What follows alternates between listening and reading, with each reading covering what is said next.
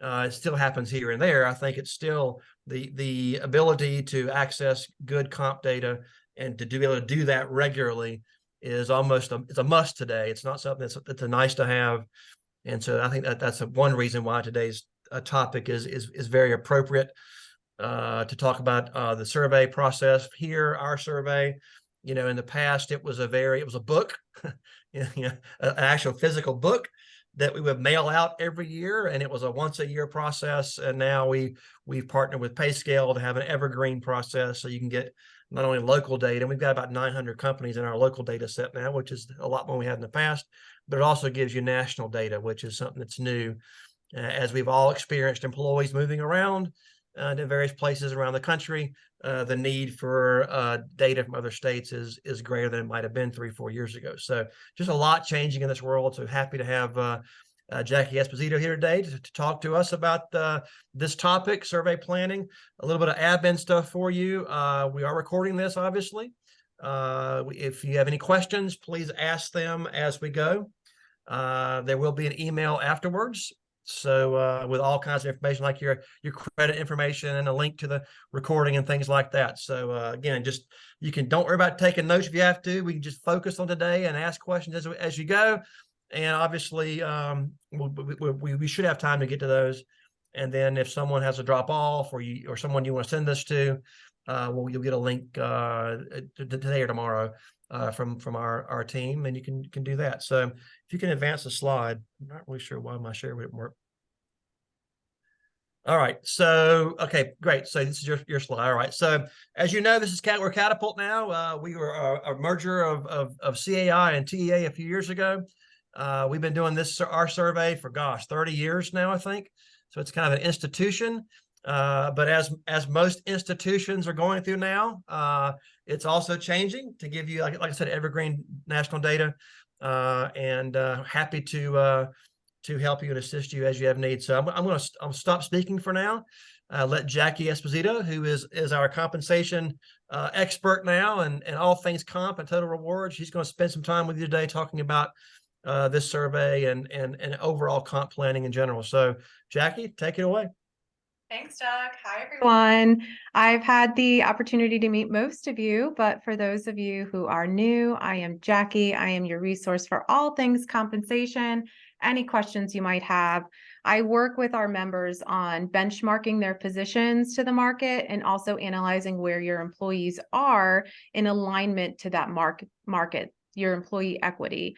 Our comp team is also here to help you in creating salary structures, looking at total rewards, and of course, assisting with recommendations and any questions you have. So today, I know a lot of you are really excited to see where the data is coming in this year. I've had a lot of emails from members, and I'm excited to start showing what this survey is telling us this year. It's not done. We're still working on it. It will be out at the end of this month, but we are almost there. We are so close. One resource that we always use at Catapult and you always use is this Catapult's North Carolina Wage and Salary Survey. This survey is going to be the focus for today, and I really wanted to get into, of course, a sneak peek of the findings, but also the ins and outs and what I look for when I am pricing and benchmarking a position to market. So this survey that we're going to be talking about, we collect data from our members between May of this year through July.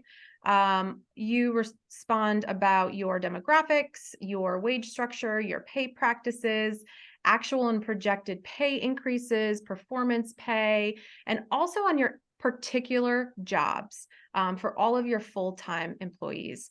This survey assesses North Carolina for the most part, but we do have some bordering counties in South Carolina, Tennessee, and Virginia.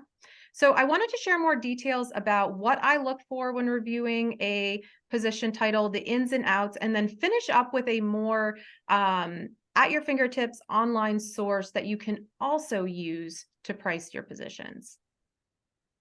So let's jump in and talk about what the survey is telling us this year. I always like to start with that foundational piece, which is your structure around pay, your pay philosophy. About 63% of the participating organizations have a formal pay structure and philosophy in place. And this is up from last year, which is really great. I love to see that. Of those organizations, 76% have defined salary grades with a specific minimum, midpoint, and maximum for each role. So that means after positions are benchmarked to the market, they are then placed in the correlating salary grade, which is best practice, right? And it's great to see the survey this year is reporting higher numbers than last year.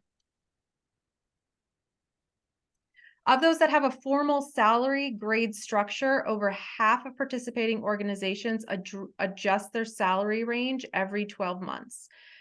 On the other hand, a quarter report having no formal timeline, so they probably are adjusting their salary ranges to what they're seeing in the market, which is probably yearly or every other year, especially now in times of higher inflation and the cost of living. Yearly adjustments to your ranges are highly recommended.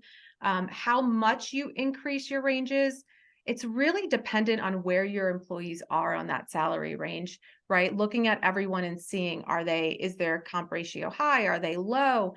What has been the cadence in the past in adjusting these ranges, and really take all of that into consideration. If you haven't adjusted your ranges in the past couple of years, then this year is probably time. And you might be looking at, a little bit of a higher range than years prior. So benchmarking your positions is first, determining your salary grade alignment and ensuring those ranges are moving in accordance to the market. Looks like what most of our members are doing. 62.8% have a pay philosophy that pays at market rate, which is up from last year. We were at about high 50% last year. Prior to COVID, I think, it was just ingrained in our brains, right? Pay philosophy between the minimum and the midpoint. But since COVID, and you can see from this slide, it really is pay at that midpoint at the market rate is the new norm. Just a reminder around the pay philosophy that it really creates that why behind your employee pay. It creates a framework for you for consistency, for equitable pay practices, and really helps to decrease the potential for bias and discrimination. So I'm glad to see that those numbers are increasing for standardized processes of pay. As an organization, you really need to identify if you're going to be lagging, paying at the minimum, that 25th percentile, matching right at that market rate, or leading the maximum of the market pay. And that's where benchmarking your jobs really comes into play here. It looks like most of our members are paying at that market rate.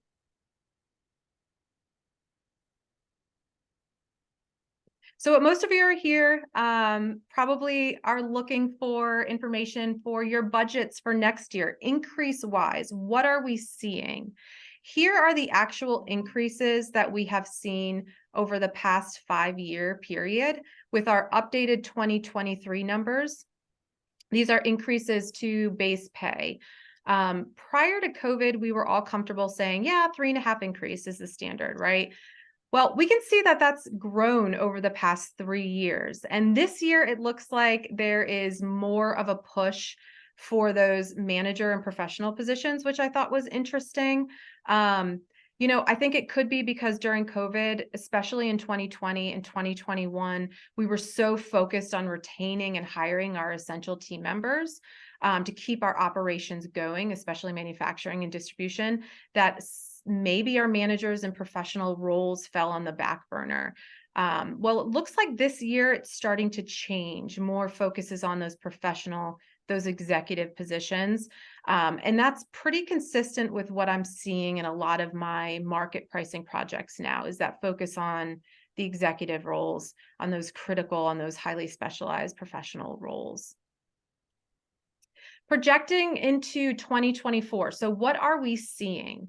So these numbers were interesting to me. They do show a decrease projection into 2024. But I want to caution us. When I first saw these, I was like, wow, that is interesting. Let me go back to 2023 and see what projections were. Well, 2024 is projecting low, many organizations initially will project low, and then when the actual numbers come in, the actual numbers are higher. So if I look at 2023, our projections, you can see we're in the threes, and then you can see where we finished out for the year. So I want to cautious us for taking those projections for face value with the understanding that they could change. For me, I'm projecting into 2024 at a solid 4.5%, just to be inconsistent with what I'm seeing in other industry sources as well. So these are the trends for increases that we're seeing. Let's take a moment here. Any questions about these increases? Any thoughts, comments before I transition on?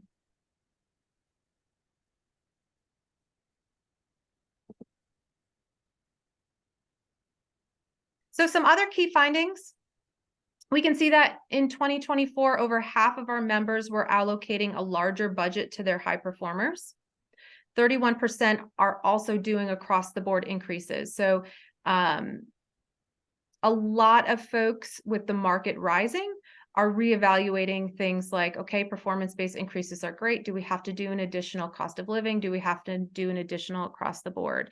So you can see here that 79% did performance-based increases, but we're also coming in and seeing that 30% did cost of living, 27% did across the board. Yes, those numbers don't add up to 100 because a lot of organizations are doing two different ways, right? So when we think about cost of living, kind of take your increases year after year, see where you've been. We're going to talk about inflation on the next slide. But a lot of organizations are saying, okay, look, we're going to stay with our standard merit matrix, of high performer, low comp ratio gets more than low performer, high comp ratio, but the standard being probably on average 4.5%. But then we're going to look at an additional cost of living. The advantage of doing that is if you're going to increase your performance percentages, if next year the economy isn't what it's like this year, and you have to pull back those performance percentages, that doesn't feel great. So I'd rather organizations hold tight at a performance increase percentage that they're financially comfortable with than taking it back, right? And think about things like cost of living, or think about things like across the board increases, so that your performance increases don't have to decrease in the next year if the economy looks a little bit different. So the reason why we're seeing these increases in the market, and it supports kind of the numbers that we're seeing, is there's a few reasons. Inflation is our major player, right? Prior to 2021, inflation was moderate. We could say, yes, 3.5%, and that would cover cost of living, that would cover increased in pay, because it was around 1.75% inflation. 2022, COVID started, we saw this grow, we were at 3.2%, and then the past 2 years, we've been over 6%. Right? So with inflation, it's a compound factor. So these numbers are layering on top of each other, just really, really driving the cost of living. Currently this year in 2023, we're about 3.7% increase, projected to close out the year at 3.5%. So we're going back to those 2020 numbers. So when we look at the previous slide and we're seeing those 4.5%, but then we're looking at the inflation numbers, even at 4 or 5%, your team members are going backwards, right? Higher cost of living, higher interest rates, lower pay cost ratio, greater debt, right? So these are all elements that are contributing to a lot of folks struggling with retention, and making sure that your positions are priced to market appropriately. With rising inflation, you get a rising costs. It's so interesting. I often use what the Social Security does to kind of gauge the market, right? Social Security for 2022, starting January 2023, increased their cost of living by 8.7%. That's huge. It was the largest increase that we've seen since 1981. And it has a huge impact. Now in 2021, for 2022, they had increased it to 5.9%. So that 8.7 was compound on top of that 5.9. And And why is that, right? Why are we seeing these increases? Well, the easiest way for me to explain that is because of cost of living wage. Now, this is estimated differently than market. Living wage is an estimate of the earned wage you need to afford the costs of goods and services today. So market usually lags behind living wage. Market assesses what employers are paying. Living wage assesses what it costs us day in and day out. So it measures things like transportation, childcare, food costs, energy, taxes, housing, and it narrows it down to an average. Now, I'm not saying that if your employees have 2 kids or 3 kids, you need to pay them more. I mean, it would be nice, but I'm not saying that. I'm just saying on average, this is what we're seeing for the state of North Carolina. These numbers are for the state of North Carolina. So based on the cost, if you are a 1 adult household with 2 children, in order to break even to afford goods and services in today's economy, you need to make a minimum of $46.40. That's really high. And most of our employees are not there, right? So how else can we support them knowing that the costs are so high right now? If you're 2 adult household, 1 working, 2 children, it's $38.44. And then the bottom slide, if you are 2 adults, both working in the household, you have 2 children, to break even, each person needs to make $25.38. So this is the why behind it. All of these whys kind of support ensuring your positions are benchmarked, right, to market. What I usually call price your positions to market, price your jobs to market, know what others in your area, your industry, your employee size, your revenue size are paying, and make sure you are in line with those and in line with your compensation strategy. It is so crucial and critical in order to attract people, to retain them, to engage them, to continue growing them in today's market. Any questions before I go on? Okay. Hey, I did have a question. I put it in the chat. So, 2 questions. I assume that this is the hourly wage, correct? If I'm a single person, I could make $16 Yes. or $17 an hour. And then, Yeah. one other question I had too, because I find this to be actually very interesting, and I've never thought about this, but so does this exclude like any government services that are provided for the population? Like, It does. It's just an average ballpark. So not everyone's going to need childcare expenses, right? But childcare expenses are built into these. So no yeah, no, subsidized. I'm saying, yeah, so like if I this would exclude like if I can take advantage of food stamps, right? This would keep me off of any type of government assistance, correct? Right. It doesn't take into consideration those factors. Okay, that's okay. Absolutely. Thank you. Yeah, it's just another way of thinking about this. I like the MIT. MIT has a resource that calculates this. I like their tool. I think it's easy to see, and you can narrow down by your specific city, state, metro, county. I think it's just another factor to why pay is so important. I often use living wage, especially when we're talking about positions that are in manufacturing, distribution, hourly positions, where we're really kind of talking about the merits around increasing minimum wage, right? I mean, in North Carolina, minimum wage is still $7 an hour, but nobody's there, right? I think, oftentimes right now we're seeing the minimum wage in the market is 15. I mean, that is the bottom of what we're seeing. And a lot of companies are even assessing, what do we raise that to 18? And this is kind of the why behind that. Okay, so there's many different sources we can use to pricing our positions to market. Industry best practice is to use 3 sources and use the average of 3 sources to create your market range. The North Carolina Wage and Salary Survey is one source that you can use. You all should be familiar with this slide.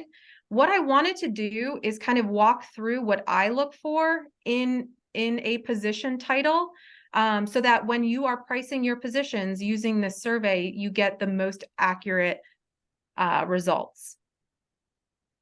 So the first thing that I really want to stress is that when you're seeing what a position should be paid, should be based on your job description, not your job title, right? So for example, an organization might have a lot of managers and director titles, but they might be doing specialist work, not managing people. Or you might have a manager that's really a director level.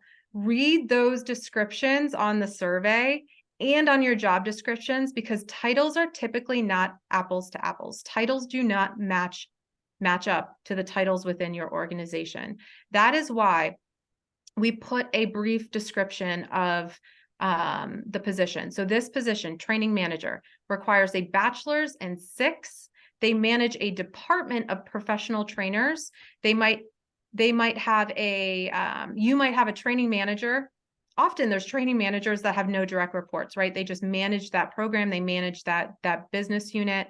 So maybe they match more towards a trainer job description or a training specialist. It's so important to match by description and not match by title. I think a lot of times, especially now, organizations are using titles as a retention. A more grandiose title. Maybe it is a higher level title to promote to your clients that this position is, one that to get them in the door, right? A lot of sales roles, maybe director of the territory, or so it is so important to read those descriptions. We also break it down by company size, facility size. The range for facility size, we base it off of the US Census Bureau, how they define sizes of companies. So depending on how you file, micro companies are 1 to 49, small 50 to 199, medium 200 to 499, and large is 500 plus. I like pricing based on size because it's a huge factor in pay rates. A 500 plus employee organization financially is going to be able to pay a lot more than a 10 person not-for-profit, right? So it does you no service to be looking at data for 500 plus organization if you're a 10 person employer. Now, you might lose people to the 500 plus organization. You can't control that. I mean, financially, it's not a smart business decision unless you can afford it to pay what that 500 plus organization is going to be paying, right? I mean, is that financially sustainable? Probably not. So there are going to be elements you might lose to a SaaS, to a big organization, but what is your market niche paying? That is your market rate. We also measure pay based on 3 different measures of central tendency. So we use average base pay, weighted average, and median. I always get questions about these. Oh, what should I be using? What does this mean? So I wanted to just briefly do like statistics 101, think back in that awful class where you fell asleep. Really quickly, these 3 different breakdowns of central tendency. So when you're thinking about, which one do I use? So your average base pay represents the simplest way we could do this, right? So it's the average of reported pay rates per organization. So we take every single pay rate is counted equally. So we take the average pay rate for each person in that job title in an organization, and we have one rate of pay per title per organization, divided by how many organizations, right? So if you are a 500 plus organization, you have the same weight as a 10 person organization, right? Everything is considered equal. Where your weighted average, it's different. It's said to be the more true measure of market because it takes the organization out of it and just uses the total number of employees in the position title. It does not treat all pay rates equally. So those companies that pay extremely low because they have 10 people will impact that rate of pay. This is because instead of taking that average per company, the weighted average is found by summing all individual pay rates together and dividing it by the total number of employees, not by the organizations, right? Because when you're averaging, if you have 100 people in that job title, you're bringing it all down to one rate. If you have one person in that job title, it's still one rate. So it's taking everything in holding it equal, whereas weighted average is not. It takes in consideration those variables. And then you have median.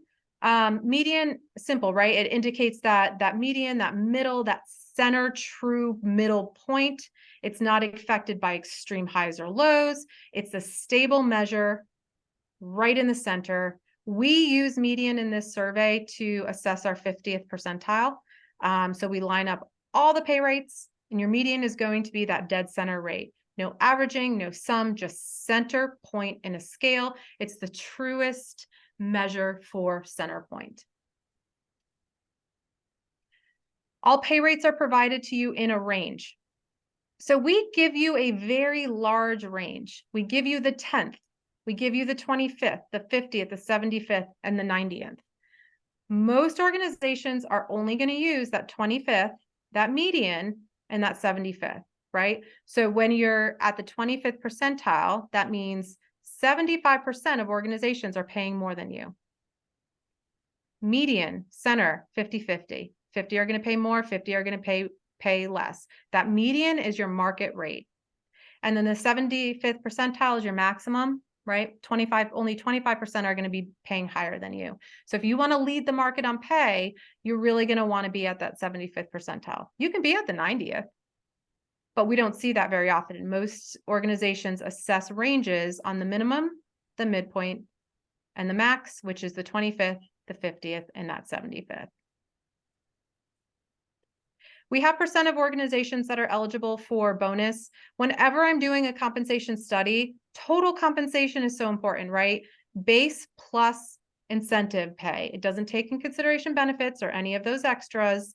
It just takes base plus commission pay plus incentive pay. Because a lot of positions, you could be really low in base pay, but once you look at the total comp, you're like, okay, we're in line. We're just a higher commission organization. So we have that information here for you and the percentage of organizations that bonus in this position title.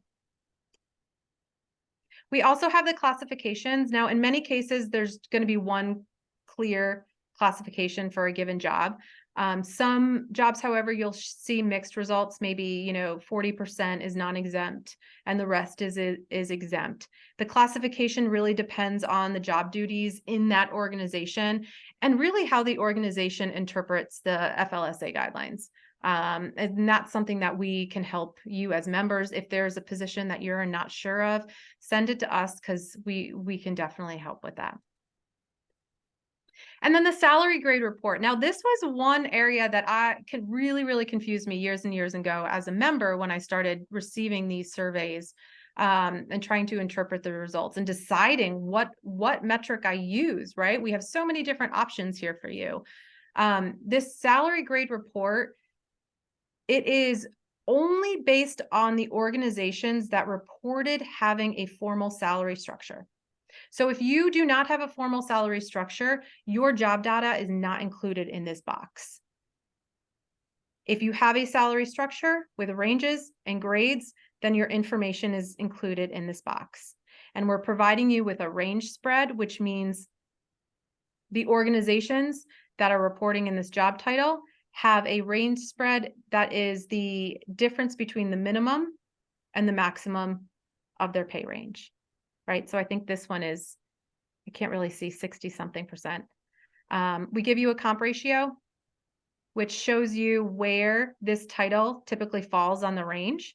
So this title is at the market rate, the midpoint of the range, right? That very close to that 1.0 in that range. Some positions you are going to see that comp ratio is really high. And I really like to use this data point because there are some jobs in your organization and some jobs in the market that might fall outside of your compensation philosophy. So maybe your philosophy says for these critical roles, we're going to really have to hire at that maximum of the rate. If you're hiring CNAs or RNs, you're hiring at the maximum of that rate. So you're going to potentially see the comp ratio for those titles. It's going to be a lot higher. It's going to be over 1, right? Whereas a training manager might not be as competitive in the industry, so we can hire at market rate. So I really like to look at that comp ratio in every job title to kind of see, okay, what are they seeing is competitive in their industry? And if it's a higher comp ratio, that kind of leads me to believe it might be a more competitive position. We also have positions broken down by geography, industry, of course, size. So just, decide how you want to price your jobs and just stay consistent. I like size. I like region, especially if you are in that RTP area or that Charlotte area. I would often use geographic region. If not, I often defer to size. You could use the all summary at the top. We summarize all of the data points together and it's just one range. You could definitely use that. I personally like to break it down a little bit more so that your 500 organization company is not assessed the same as your 10-person organization company. Any questions about this?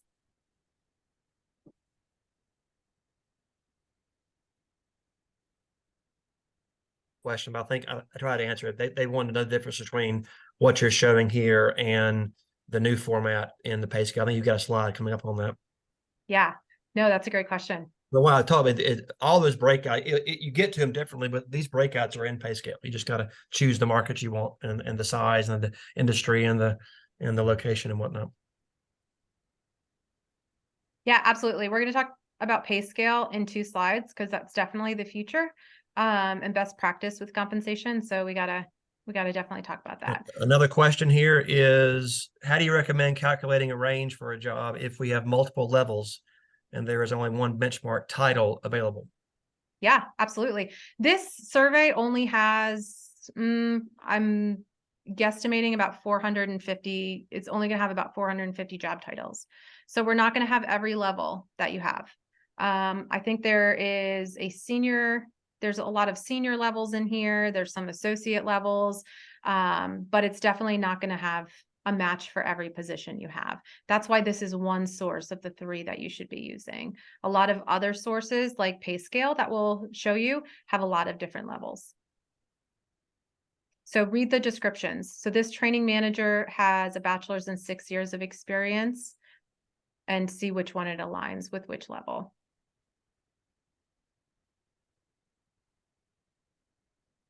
I'm visual, so each position also, and I like that this survey does this. Each position also has these graphs. These graphs are based on all data summary. So it's not going to break down by industry at all, but at least gives you a visual if you want to throw something into a PowerPoint or quickly see where something is in the market. You can come here and see. It measures base pay with central tendency, percentiles, salary range, average bonus, all the good stuff. So I love that they do this visual as well. With only having about a little bit over 400 titles, this survey is a great resource, but it also is a resource which the data gets old, right? So if we've collected this from May to July and we're printing it in October, that means that market data is already old. And so we really want to encourage our members that you need to age your data. So if you pull the training manager range in December, age it from July to December, right? And I'm aging all my data by about a quarter a month. And that reflects for the increased in market ranges, right? And so that's why a lot of organizations and best practice are moving more towards an online tool that will give you live, up-to-date market pricing. We use at Catapult national online compensation sources for all of our members' pricing. Pay Scale Peer is an option that is available to our members.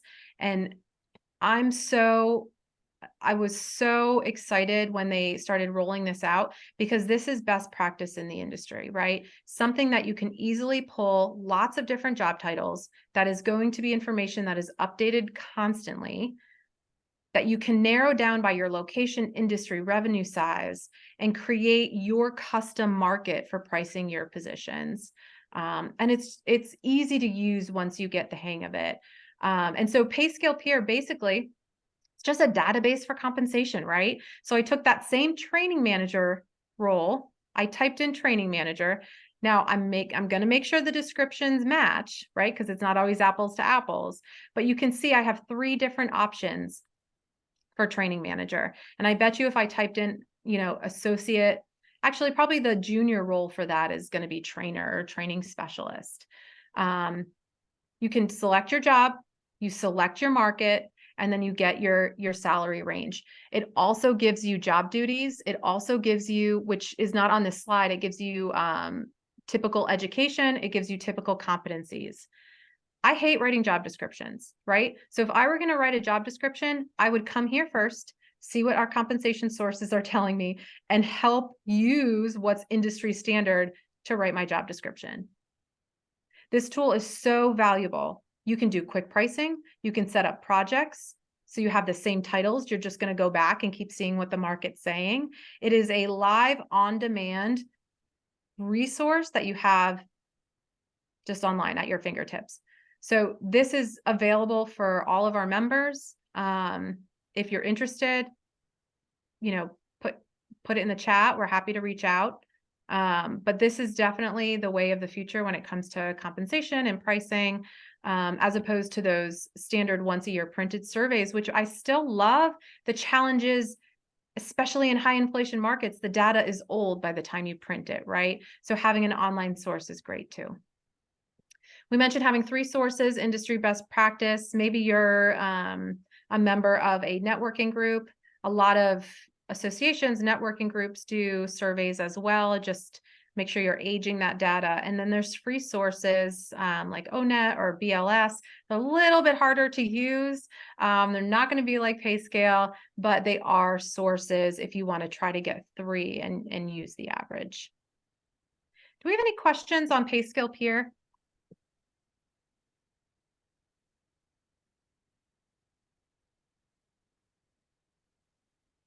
So that is our brief over. Oh, I see Doug's face. I wanted to make sure there's no questions before I pop into the next. Yeah, just people are asking about the system. I'll answer Okay, those. good. Yep. Yeah. And PayScale is one of those systems where it is constantly updated. So you might not find a job match for something you have today, but that doesn't mean you wouldn't have a job match tomorrow. The more we get in it, the more we get out of it, right? So it's a great system to use. But that's a sneak peek of our survey. We will have it out to our members end of October. In the meantime, I'm happy to answer any questions that you have in regards to compensation or jobs and what we're seeing in the market. If you want to talk about allowing Catapult to do a market study to your positions, just let me know. I'm happy to chat and jump on a call. Just let us know how we can help.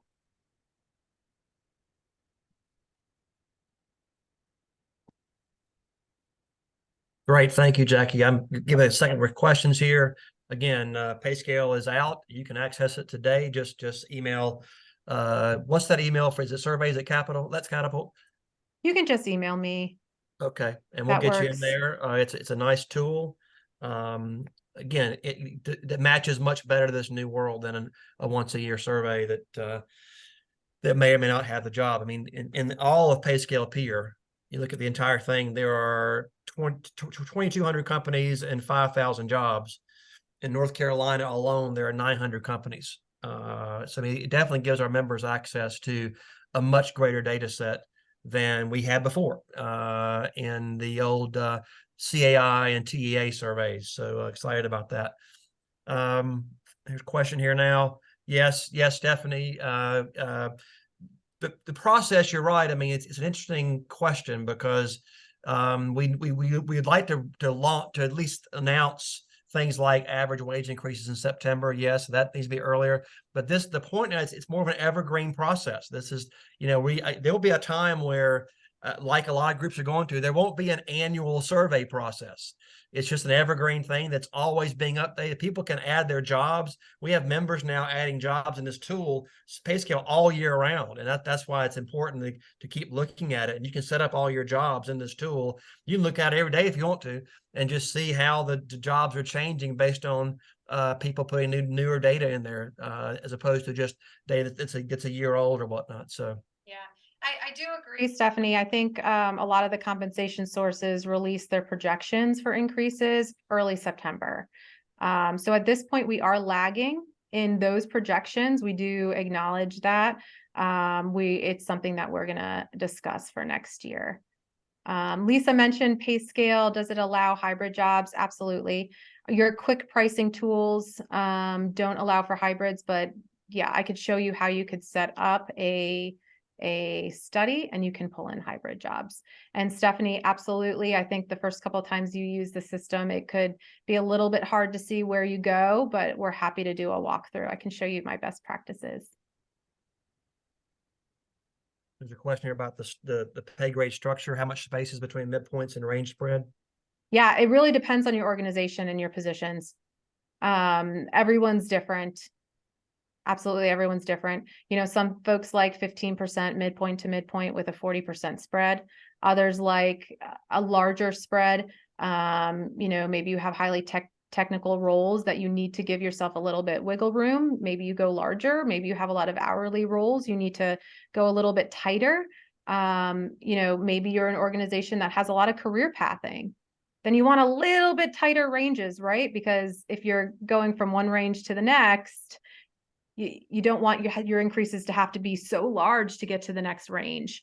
So it really depends on every individual organization. I just really advocate for having structures around all of that. So your compensation philosophy should cover things like promotions. What is the standard promotional pay grade increase that someone gets? Is it 5%? Is it 10%? It doesn't mean you're completely, you know, pigeonholed to that. You can always do an additional market adjustment on top of that, but it gives some consistency to pay. And it takes out the, okay, one person is treated differently. It takes out all the, you know, decisions around, okay, this manager gives a bigger promotional rate than that manager, right? It standardizes everything. Yeah, there's a question. I'll answer this around pay scale. Yes, it's part of membership. I mean, to go buy pay scale, it's going to be a $6,000 to $7,000 a year endeavor. This pay scale peer we offer for $150 a year, so $150 a year. We have to pay for everyone's access, and so we just pass that cost along. So I mean, we will produce a slimmed down report. This month, the people can see, but it's not going to be the full access. I mean, if you want full access, which I think you'd have to have this day and age, it's the $150 a year versus paying $6,000 to get it on the open market. So thanks for that question. You know, a couple of years ago, I think you'll all appreciate this in HR, especially with the pandemic. We're stretched thin. Margins are down, right? Revenues, everything is costing more. And so we don't have as many people to get the day done. Right. And so it's really hard to participate in surveys like this. And so year after year, we've been seeing participation levels shrink just because of sheer time involved in participating. Now, we still have a large participation pool, but it's not ideally where we would want. So we want to be able to give you the most accurate ranges. And so these online tools are the way of the future, with us just seeing the trend of less participation and knowing how strapped our members are.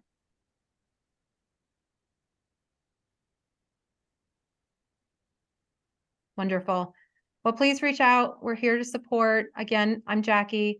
Let me know how I can help. Thank you so much for your time today. Thanks, Jackie. And again, as I said earlier today, we will make sure that you get a copy of this recording. More information will be sent out there about pay scale, obviously, and our survey. And again, hope you have a good rest of your day. I see people are leaving now, so so I will not keep going up more slides. There's one question here. Yes, it's $150 to access the entire pay scale peer, and so you get the entire national data set, not just North Carolina. When you do that. Yeah, you can get national. And yes, it has 900 companies in North Carolina alone. Okay, great. All right. Thanks for your time today. Have a good Everyone's day. getting their pumpkin spice lattes for this chilly morning. Yeah. Thank you. Bye. Thank you.